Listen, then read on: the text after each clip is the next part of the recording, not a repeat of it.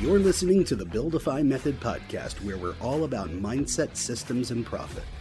As a nationally recognized business consultant, coach, and speaker, your host Aaron Keith is passionate about supporting the entrepreneur community by sharing his knowledge gained from coaching over 10,000 entrepreneurs in nearly 20 years, at companies ranging from billion-dollar enterprises and celebrities all the way to Main Street and small startups. Each Build-isode's blunt, no-bullshit conversation is led by Aaron along with his co-host Ryan Coyne, a veteran tech consultant and nationally recognized speaker.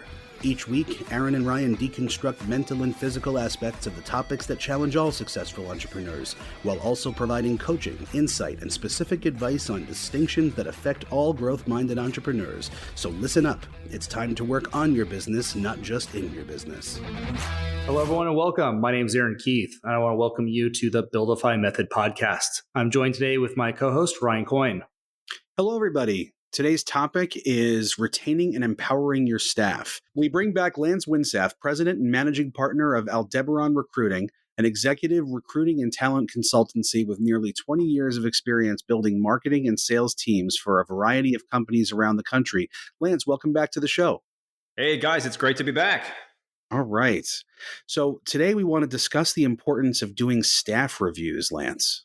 Yes, I love this topic. I think a lot of us entrepreneurs, if we're honest about staff reviews, we don't like doing them. We're afraid of them. I kind of dread them. I've been doing them a long time. I still dread them. Yeah. What would you say, Aaron? I'm kind of curious with all the people that you work with, because I want to see if that matches up with like my experience of people. Why do you think that is? I think a couple of reasons come to mind. I think one, I don't think anyone likes hearing negative feedback. And I think there's a negative connotation or negative context to reviews.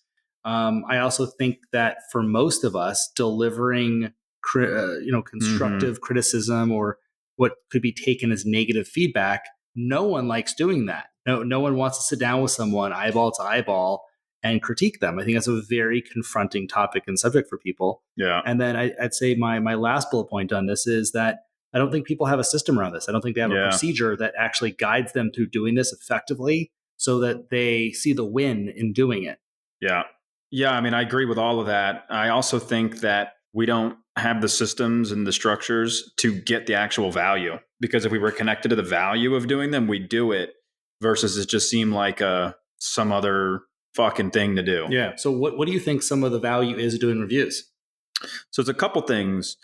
One, last time I was on, we talked a lot about how to golden handcuff employees.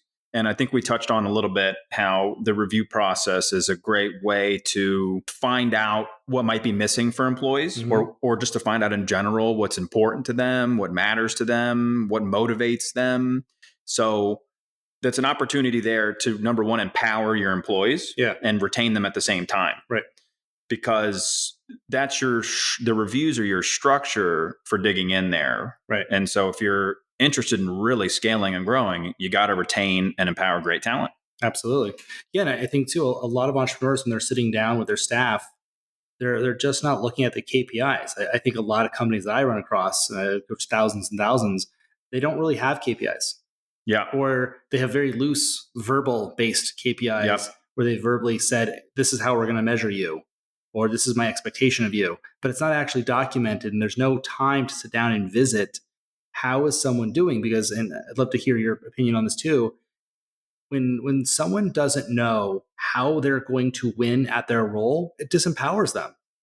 Totally. Someone needs to really understand, how are you going to excel? How are you going to get attaboys in your role and win? And if people can see how they're going to win, they're going to move forward. Absolutely.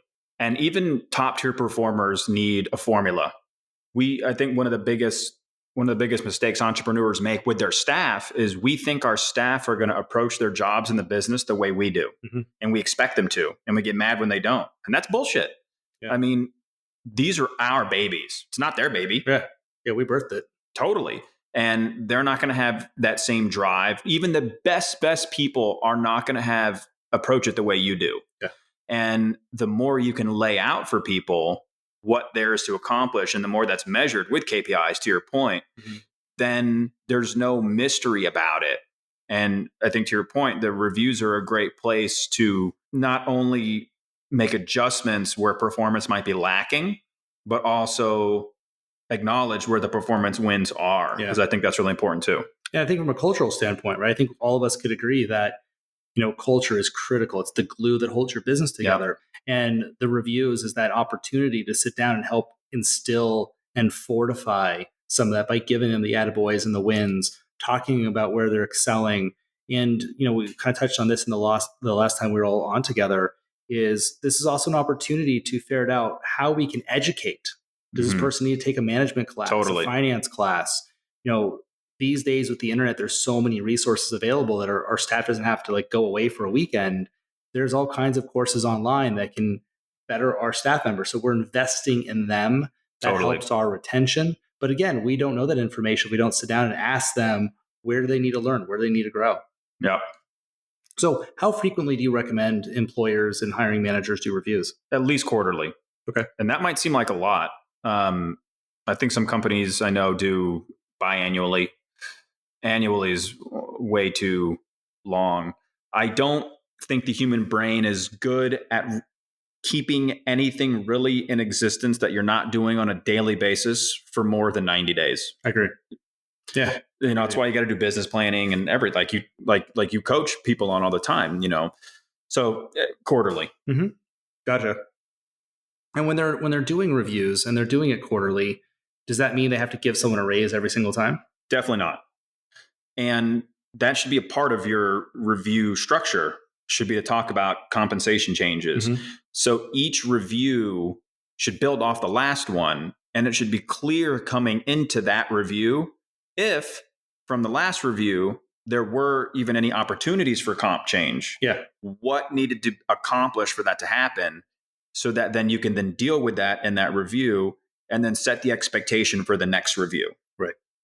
Yeah, it's interesting. I see a lot of employers get really freaked out by doing reviews because they automatically equate, I'm doing a review, so that means I'm going to have to give my employee more money. Yeah, that's a good point. And I also see that a lot of employers, and I'd love to hear your opinion on this, they don't or they haven't sat down and based on their organizational chart, figured out the low end, mid-level, and high end of the pay scale. So a lot of employers are going into these things having no context whether they should be giving a raise. Like what's the medium average right now for that position, that skill set? Yeah. So, guys and gals listening to this podcast right now, make sure you do your research. Go out there and find out what the low end, the mid-level, and high end of the pay scale is for each one of your employees. So that way you have information. Information is definitely going to empower you as the owner or the hiring manager.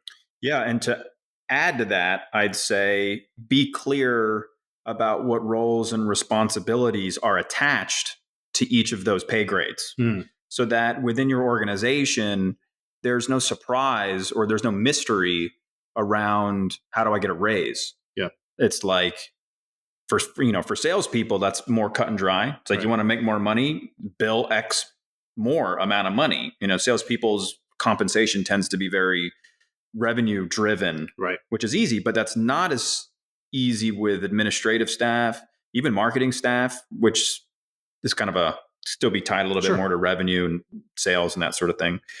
But anyway, the point is if it's tied to if the pay grades are tied to certain responsibilities, and that's spelled out, then going into the review just as much as the employee if they're getting a raise or not. Right. Because they're either delivering or they're not. Correct. It's not like they just feel like they want more money, because guess what? Everybody feels like they want more money all the time. Yeah, it's feeling based. Yeah, totally. And you'll get yourself in that trap, and employees will literally be obligated to more money for no other reason than they feel like they should get it. And they will leave because you're not paying them enough, or at least they don't think so. Right. And then so you screw yourself if you don't set that up well. Yeah. So here's something, Ryan, I'd like to get your feedback on this too. I get asked this a ton, and I only have one resource. I'd love to know if there's any others out there, but entrepreneurs ask me, so where do I find out what the low end or mid-level, high end pay scale is for this position in my area? Do either one of you? Ryan? Yeah. Well, so not only can you get, obviously cruising the job boards and seeing what people are offering is an obvious one, right? But Reddit is a really wonderful resource that I don't see getting talked about enough in these kinds of conversations, but that is the place to find a community of people that do the same thing that you do, that are all too willing to share, 24 hours a day, exactly answers to questions like that.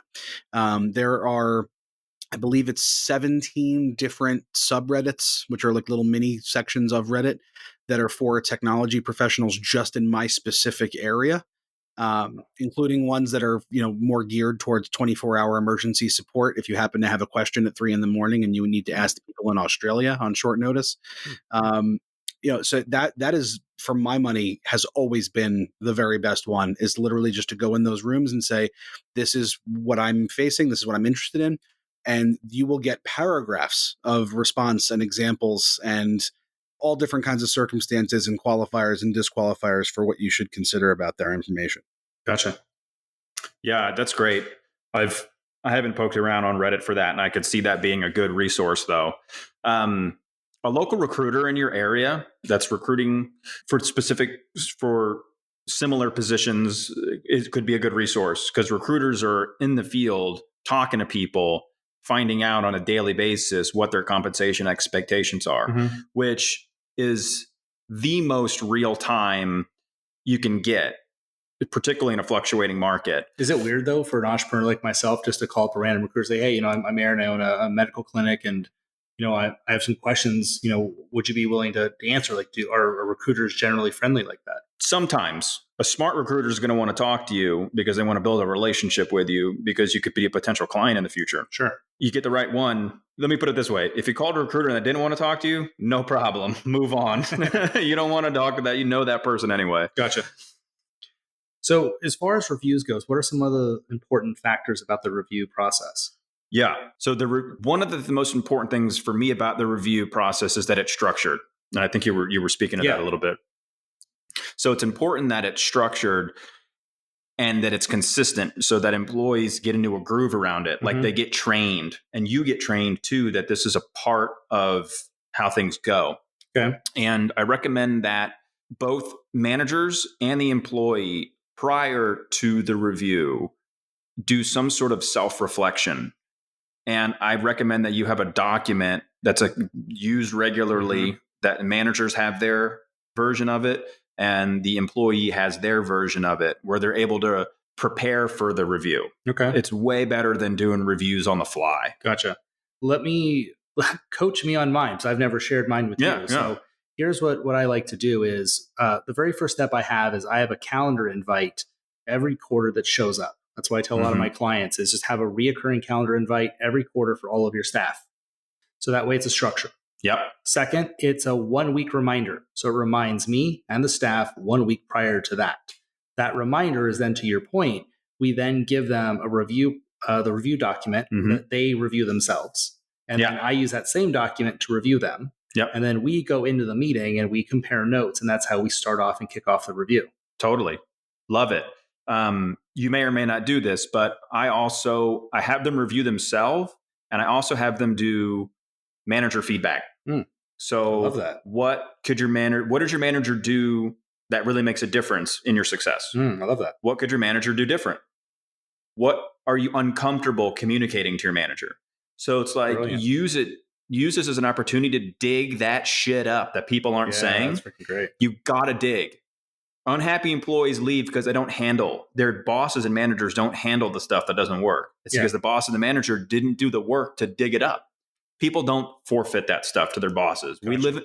U.S. culture is so weird that we have weird relationships with our bosses. Like, I think it's weird that we put in 2 weeks notices when we quit a job.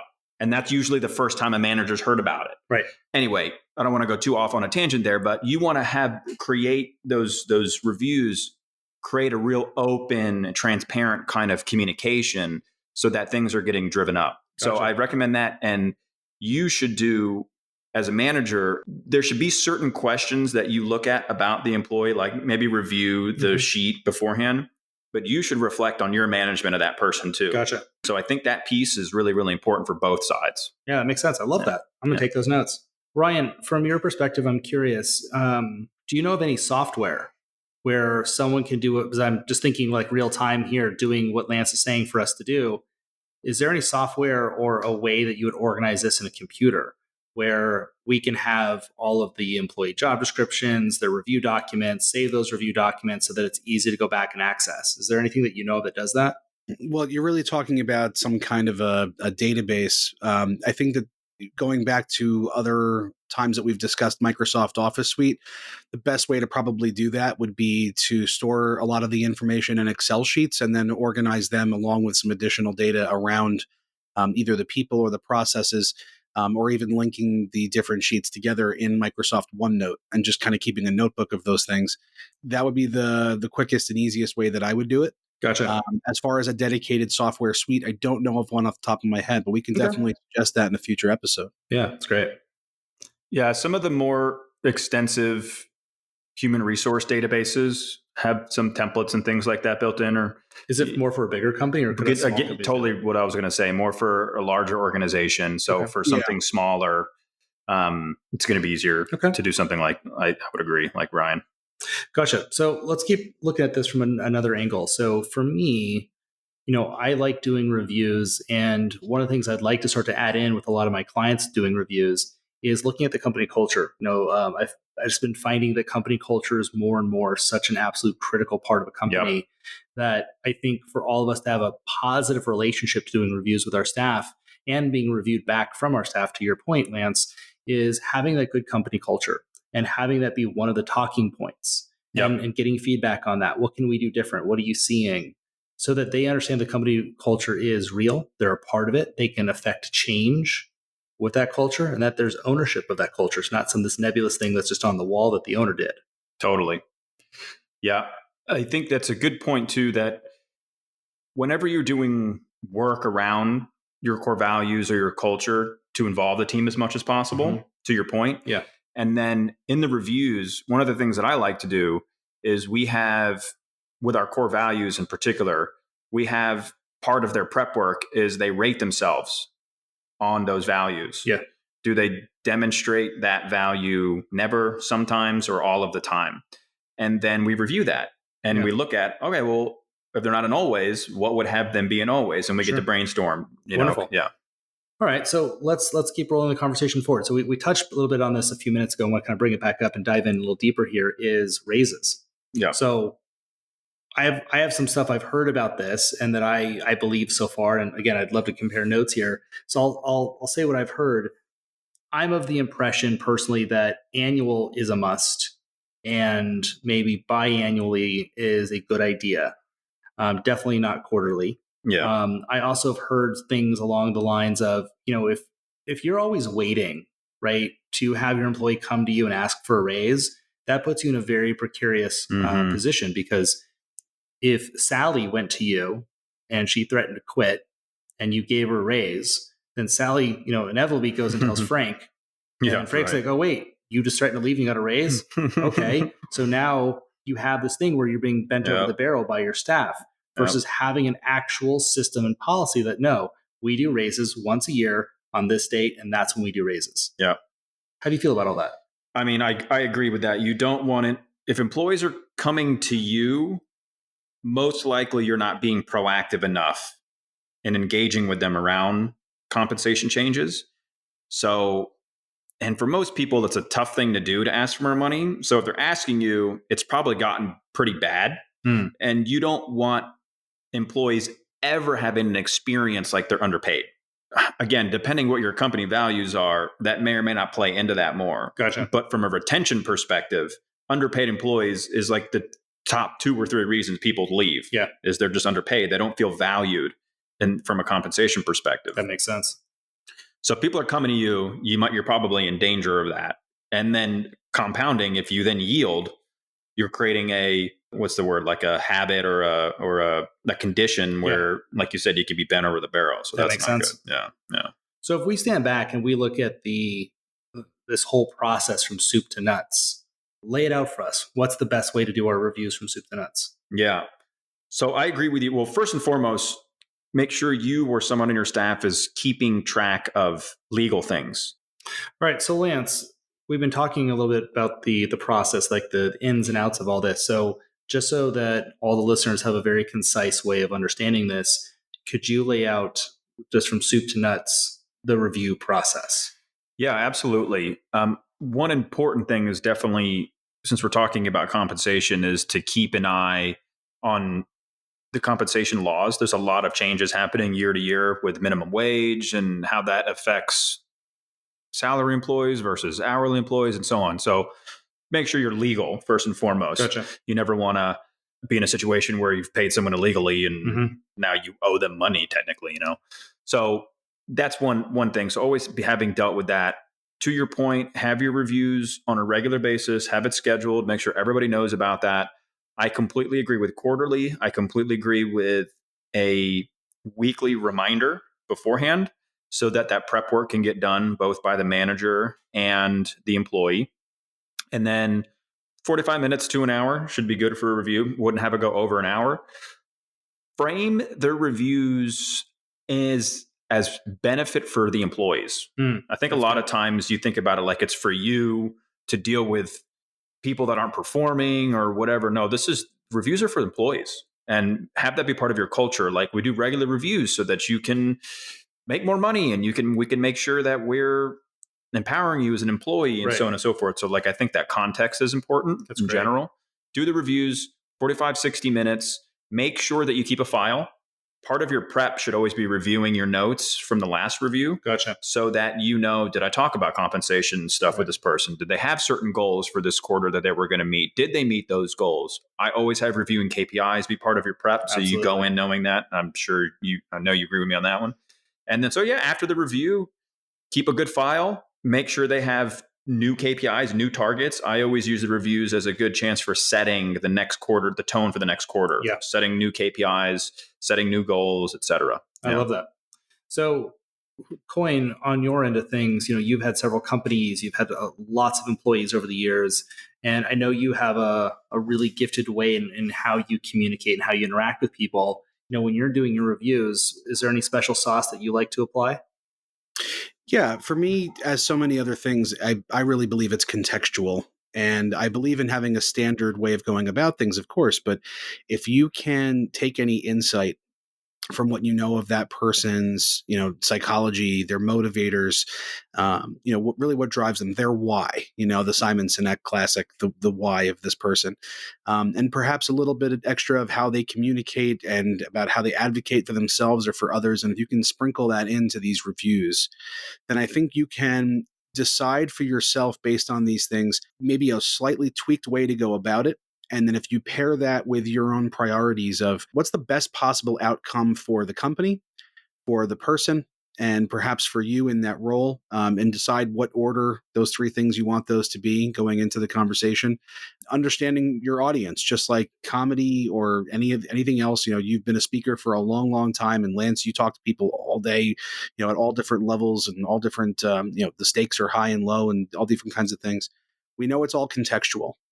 So I think that going into that and thinking about the psychology and the motivators for that person can help you a lot, because understanding, is this person somebody who is really about the here and now and growing?